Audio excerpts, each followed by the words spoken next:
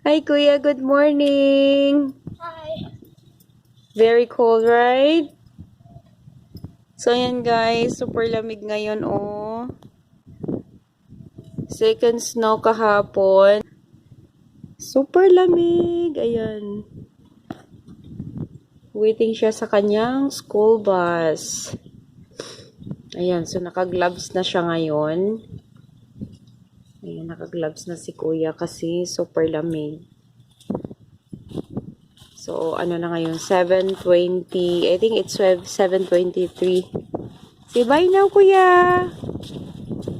Yan yung kanyang mga kasama. Naghihintay ng bus. Ayan. So, apat sila dyan. Bye! Oh my God! Nanginginig yung kamay ka. Bye, Kentoy! So, ganun lang siya pagka umaga, guys. Yan lang siya naghihintay. Ayan. Oh my God! Tapos, matutulog ako ulit after nito. Ayan. Kasi tulog pa si Bunso. Ayan. Bye!